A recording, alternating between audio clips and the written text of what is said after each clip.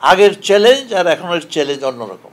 এই সমাজ থেকে, যে জন্য আমি কথা বলেছিলাম সামাজিক প্রবলেম, এই সমাজ থেকে ইয়াবার আক্রমণ, হ্যাঁ, ফেন্সিডিল না কি আছে, এইসব আক্রমণ বিভিন্ন যেভাবে আসছে রুট, এটা যেভাবে হয়েছে, সেটা কি পারবেন আপনি এত সহজে মুক্ত করতে?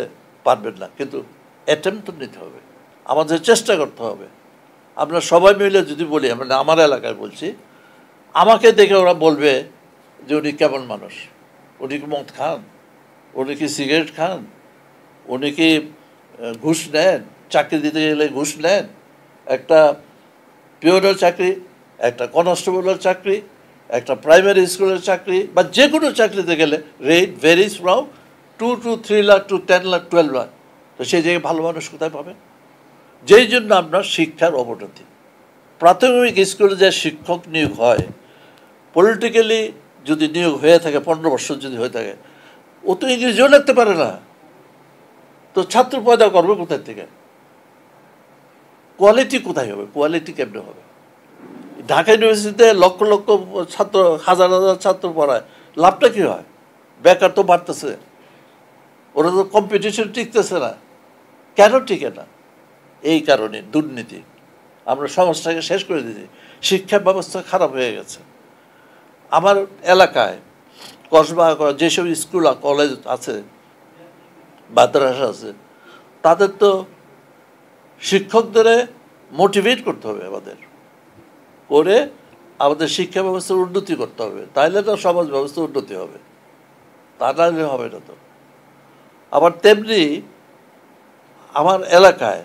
আমাদের এলাকায় কসবা আখড়ায় এই যে লোকেরা কাজ করছে, আমাদের নেতাকর্মীরা বঞ্চিত হয়েছে, তারা যদি এসে আবার আওয়ামী লীগের মতো করে, তাইলে তো লাভ হইল না। যদি নেতাকর্মীরা বলে যে আমরা তো 70 বছর কিছু পাই নাই, আমাদের পাইতে হবে, তাইলে তো শেষ। কাজে আমাদের নেতাকর্মীদেরও আমাদের মোটিভেশন করে রাখতে হবে যে আমি নির্বাচনে আসার উদ্দেশ্য হচ্ছে, এই যারা আছে নেতারা আছে, আমি খুব অনুপ্রাণিত হয়েছি আমার এলাকার জনগণের কাছ থেকে। আমি 2001 সালে ইলেকশন করছি, 2000 এখন ইলেকশন করবো বলছি। আমি এত উৎসাহ, এত আমি জীবনে দেখিনি। বিশ্বাস করবেন না, বলবে যে এটা সবাই বলে, আমি 1 পয়সা নিয়ে নামি নাই।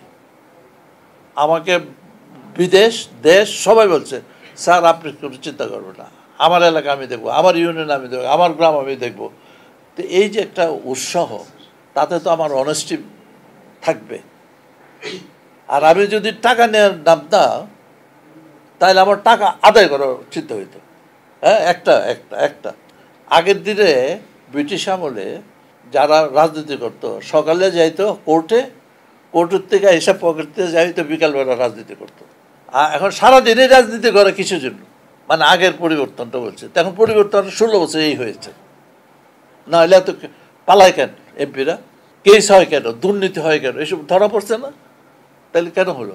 কাজেই ব্যবসা, এই যে রাস্তাঘাট, রোডস, হাইওয়ে বা এলজিডির এই যে আমাদের রাস্তাঘাট, 15 বছর বা 16 বছর আগে যা করে গেছিলাম, এখন তো রাস্তাতে গাড়ি চলে না। তো ওই যে আগের কথা বললাম, যে টাকা গেল কোথায়?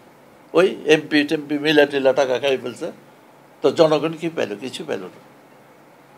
এই পরিস্থিতির উন্নতি করতে হলে আমাদের আগামী সরকার যেটা হবে, সেটা 31 দফাতে বলা আছে। এবং সবচেয়ে বড় কথা হলো, দেশে সরকার যে একটা সেবামূলক প্রতিষ্ঠান, সেটা প্রমাণ করতে হবে। সেবা, সরকার যে শাসন না, সেবা। এই সেবাটা করতে হলে দেখবেন অনেক কোয়ালিটি ইমপ্রুভ করবে।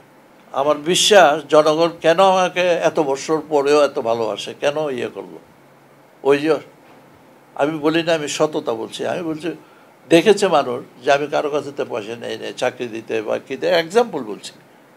সেই জন্য জনগণ বিশ্বাস করে যে আমি গেলে কেউ নির্যাতিত হবে না। যেমন মামলা করা, জমি দিয়ে করে, মানুষের মিথ্যা মামলা দেয়, এসব করতেছে না, এখনও করে। কিন্তু দুর্নীতি যাতে না হয়, দুর্নীতি ইনক্লুডস মামলাবাজি বলে, এই স্মাগলিং বলে, মদ খাওয়া বলে, সবই এইসব দুর্নীতি। কাজে এটির বিরুদ্ধে তো আমি এখনই বলছি এবং সেটা যা বললেন যে আপনি পারবেন, নাও পারতে পারি, কিন্তু আমি তো চেষ্টা করব, দেখবে তো আমাকে যে আমি এইটার বিরুদ্ধে আছি। এই ব্যবস্থার পরিবর্তনের পরেই আপনার সুফল পাবেন। যেমন রাস্তাঘাট আমাদের টাইমে যদি করি আগামী দিনে, আমরা যদি 15 বছর আমরা রাস্তা করে আছি ঠিক ছিল, তা আশা করি আমাদের কাজ 15 বছর মানুষ ভোগ করবে।